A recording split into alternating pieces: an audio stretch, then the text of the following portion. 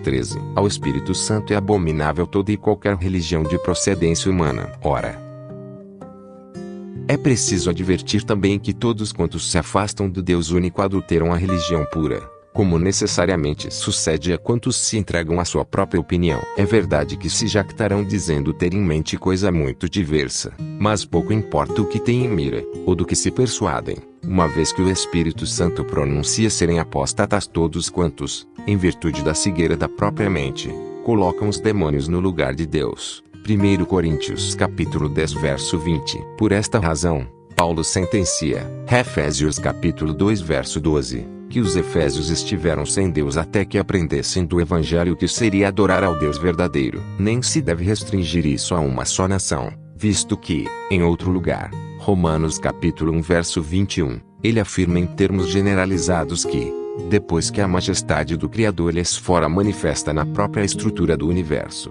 todos os mortais se fizeram fúteis em suas cogitações. E, por isso, para dar lugar ao Deus verdadeiro e único, a Escritura, Abacuque capítulo 2 versos 18 ao 20, condena como sendo falsidade e mentira tudo quanto a divindade foi outrora celebrado entre os povos, nem deixa qualquer outra deidade senão no Monte Sião, onde florescia o conhecimento peculiar de Deus. Sem dúvida, dentre os gentios do tempo de Cristo, os samaritanos pareceram achegar-se bem próximo à verdadeira piedade. Entretanto, ouvimos da boca de Cristo João capítulo 4 verso 22, que eles não sabiam o que adoravam, donde se segue que haviam eles sido enganados por erro fútil. Afinal, mesmo que nem todos hajam laborado em vícios crassos, ou resvalado a idolatrias francas, nem ainda assim houve alguma religião pura e aprovada que se fundamentasse apenas no senso comum. Pois ainda que uns poucos não tenham cedido à insânia do vulgo, no entanto permanece firme o ensino de Paulo.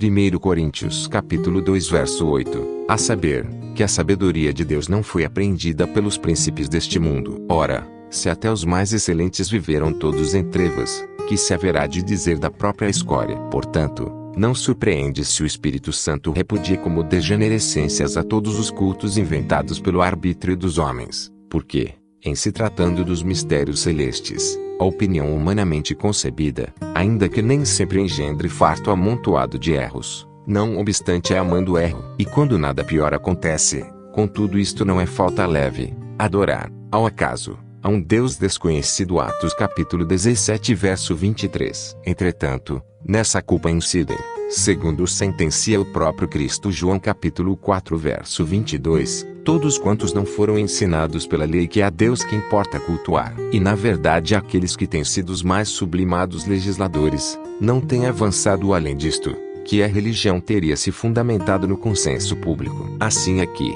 em Xenofonte, Sócrates louva a resposta de Apolo pela qual preceituou que cada um adorasse aos deuses à maneira dos antepassados e conforme o costume da própria cidade. Mas, que direito têm os mortais de definir com base em sua própria autoridade o que ultrapassa ao mundo em grande medida? Ou, quem poderia a tal grau aquecer as determinações dos ancestrais ou as ordenanças do povo, que, sem hesitação, receba a um Deus que lhes é impingido em bases puramente humanas? Antes de sujeitar-se à opinião alheia, cada um deve persistir em seu próprio parecer. Portanto, uma vez que, para seguir-se à adoração de Deus, nimiamente fraco e frágil vínculo da piedade é a praxe da cidade, ou o consenso da antiguidade, resta que o próprio Deus forneça do céu testemunho de si mesmo.